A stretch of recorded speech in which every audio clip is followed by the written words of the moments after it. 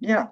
Guillaume, suite au Focus Group 2 organisé par le SNV Coémeraude, l'idée était de revenir avec toi sur les points clés de ton intervention à travers 3 questions principales. Donc, ma première question était: quels sont les principaux enjeux et limites du système de santé vétérinaire actuel? Bien, je dirais, Marine, que le système de santé actuel est en fait une de ses caractéristiques positives, hein, c'est qu'il est robuste parce qu'il est assez dense. Il est constitué à la fois de vétérinaires spécialisés et aussi de vétérinaires polyvalents, hein, qui connaissent très bien les maladies infectieuses. Deuxièmement, ce système il s'appuie sur un réseau de laboratoires qui peuvent mettre en place très rapidement du diagnostic à grande échelle. Et troisièmement, ce système il bénéficie d'une grande capacité à délivrer rapidement l'ensemble des médicaments. Un des enjeux principaux qui est posé aujourd'hui au système de santé vétérinaire, c'est celui du financement. Et donc, ma deuxième question sera: pourquoi et qui doit payer le système de santé vétérinaire? La question qu'il faut se poser, c'est aussi qui en est le bénéficiaire en fait, de ce système de santé vétérinaire de qualité. Est-ce que c'est le producteur? Est-ce que c'est l'État? Est-ce que c'est le consommateur? Ou est-ce que c'est les opérateurs économiques en fait? Et probablement, en fait, ça dépend de ce que nous en attendons de ce système de santé. Alors, si c'est de la gestion des maladies de production, alors bien évidemment, le payeur doit être le producteur.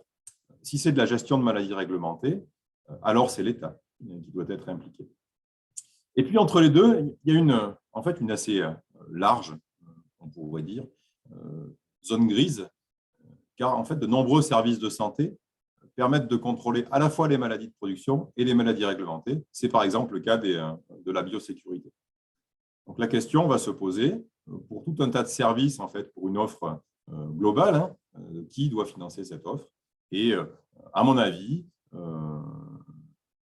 regarder vers les opérateurs économiques qui sont en fait les premiers bénéficiaires économiques de ce service de qualité est probablement quelque chose de très intéressant. Alors, troisième et dernière question, tu évoquais dans ton intervention la question du risque de la non-action. Donc, quel est le risque de cette non-action demain et quelles sont les évolutions qui te paraissent urgentes à engager par rapport à ce système de santé vétérinaire? Bien, tu sais, la désertification vétérinaire se poursuit, hein, il faut être clair, hein, et à la fois, le marché des soins donnés aux animaux de compagnie ne s'est jamais aussi bien porté. Hein. Donc, le risque est de voir à terme, à moyen ou long terme, une disparition des vétérinaires libéraux impliqués dans les productions animales et qui vont shifter vers un autre type d'exercice.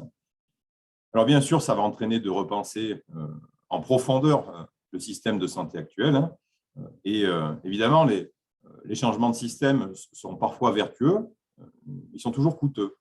Et moi, je crois qu'un travail sur des modèles de partenariat gagnant-gagnant entre les vétérinaires et les acteurs des filières me semble être la solution la plus efficiente. Merci.